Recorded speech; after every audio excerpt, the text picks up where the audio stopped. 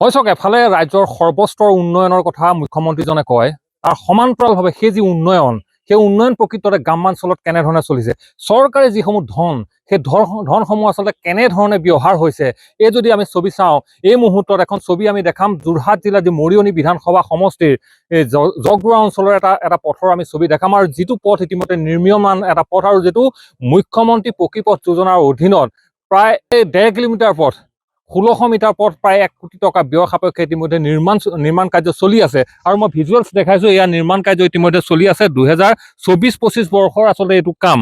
আৰু এই মুহূৰ্তত এই যি নিৰ্মাণ কাৰ্য, এই নিৰ্মাণ কাৰ্যৰ কিন্তু এই মুহূৰ্তত স্থানীয় লোকসকল আজি এই তাৰিখে একত্ৰিত হৈছে। এটা অভিযোগ যে এই যি নিৰ্মাণ, এই নিৰ্মাণ গাইডলাইন মতে আচলতে এই পথ আচলতে নিৰ্মাণ হোৱা নাই বুলি ইতিমধ্যে এইসকল স্থানীয় লোকে এই অভিযোগ কৰিছে, আৰু বিভিন্ন ধৰণৰ অভিযোগ আনি এই মুহূৰ্তত ইয়াত সকলো একত্ৰিত হৈছে, আৰু এফালে নিৰ্মাণ কাৰ্য চলি আছে, আৰু আনফালে একাংশ ৰাইজ একত্ৰিত হৈছে। মই ৰাইজৰ পৰা কিছু কথা জানিম, মোক আপুনিয়ে ক'ব গোটেই ঘটনাটো কি হৈছে, যে যেনেধৰণে পথটো এতিয়া নিৰ্মাণ চলি আছে, কিন্তু আপোনালোক সমান্তৰালভাৱে আপোনালোকো কিন্তু ওলাই আহিছে যে বিভিন্ন ধৰণৰ অভিযোগ, কি হৈছে, গোটেই সমস্যাটো কি হৈছে? ৰাস্তাটো বহুত বেয়া হৈ গৈছে, গোটেই মানে বলক খোৱা তলত গোটেইখন বালি খোৱা পাৰিছে, মানে এতিয়া ভাল হ'ব লাগে ৰাস্তাটো, গোটেই গাঁত গোট হৈ গৈছে, তেনেকৈ এতিয়া বলক খোৱা পাৰি থৈ দিছে, মানে কি ৰোলা নাই মই। তাৰপিছত আমাৰ তলত আকৌ চেন গ্ৰেভেলটো দি পেলাই ৰোলাৰটো মাৰিব লাগে, তাৰপিছত বালিটো দি পেলাই পাৰিব লাগে। ৰোলাৰ মৰা নাছিল নেকি? ৰোলাৰ আগতে মাৰিছিলে এবছৰমান আগত, এতিয়া ৰোলাৰ নাই মৰা। এই যিটো পথ এতিয়া 2024-25 বৰ্ষ এইটো কাম, 2024-25 বৰ্ষৰ কাম এইটো, আজি 2026, এই যিটো সময়ছোৱাত যে কাম যে চলি আছিল, এই সময়ছোৱাত কোনোবা লোক নিৰ্মাণ বিভাগৰ কোনোবা বিষয়া কোনোবা আহিছে নে, ইঞ্জিনিয়াৰ কোনোবা চাব আহে নেকি? নাহে, ইয়াত কোনো নাহে, ইঞ্জিনিয়াৰ নাহে, তাৰপৰা ঠিকাদাৰ নাহে, অকল এদিনহে আহিলে ঠিকাদাৰ, তাৰ বাকীখিনি নাহে। কি ক'ব আপুনি কওকচোন, কেনেকুৱা ধৰণৰ কি সমস্যা আপোনালোকে দেখিছে? মানে দেখিছে, আপুনি নিজে দেখিছে, ৰাস্তা এয়া বেয়া, সেয়া বেয়া, এই পুল বনালে পুলটো ঢকিয়াই দিব লাগে, অকল বালিকে ওলায়। তাৰপিছত ইয়াক এইটো গাঁতটো চাইডৰ গাঁতটো খান্দিছে, 6 ইঞ্চি হৈছে। ক'লে ক'ব কি কৈছে কি তাহাঁতক মানুহকেইটাক কৈছে বোলে, মানুহকেইটাই নেখান্দিলে, সেইখিনি তেনেকৈ বুলি কৈছে।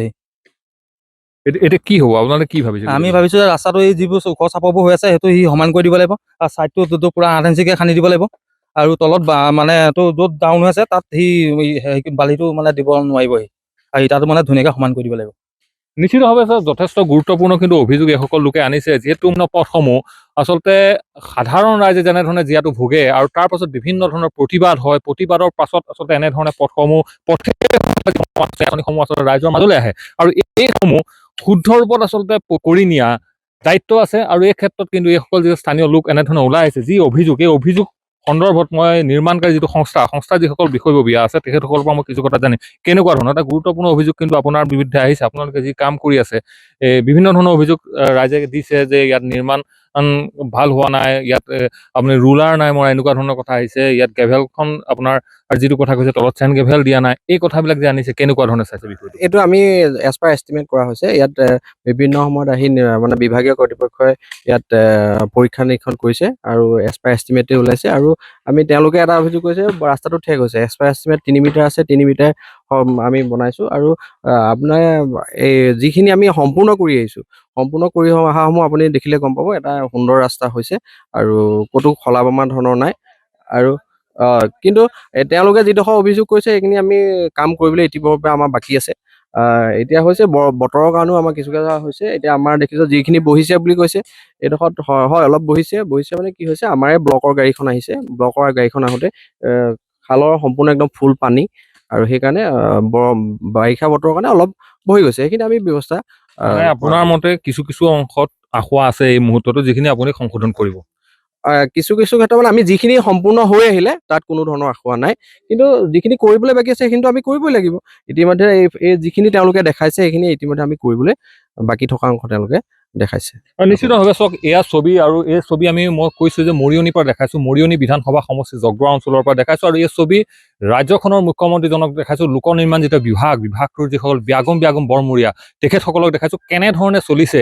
যদিও ৰাইজে কৈছে ইয়াত আখুৱা আছে, সমান্তৰালভাৱে নিৰ্মাণকাৰী সংস্থাই কৈছে আখুৱা আমি দূৰ কৰিম, কিন্তু বিষয়টো আহিলে যে এনেধৰণে যিসমূহ গ্ৰামাঞ্চলত কাম চলি থাকে, এই কামসমূহ চাবলৈ লোক নিৰ্মাণ বিভাগৰ সেইসকল বৰমূৰীয়া বা সেইসকল অভিযন্তা পৰ্যায়ৰ যিসকল বিষয়ববীয়া ইয়াত কিমান আহে, এইটো কিন্তু এই মুহূৰ্তত এটা ডাঙৰ প্ৰশ্ন, কেনেধৰণে চলে ৰাজ্যৰ বিভিন্ন প্ৰান্তৰ উন্নয়নৰ ছবি। আৰু এই ছবি আমি এই স্থানৰ পৰা দেখালো। যোৰহাট জিলা উপায়ুক্তজনৰ দৃষ্টিগোচৰ কৰাইছো। সমান্তৰালভাৱে লোক নিৰ্মাণ যিটো বিভাগৰ যিসকল বৰমূৰীয়া দেখাইছো। দেখা যাব পৰৱৰ্তী সময়ত এইসমূহ আসোঁৱাহ কেনেধৰণে আচলতে সমাধান কৰি ৰাইজৰ বাবে পথটো মুকলি কৰি দিয়ে।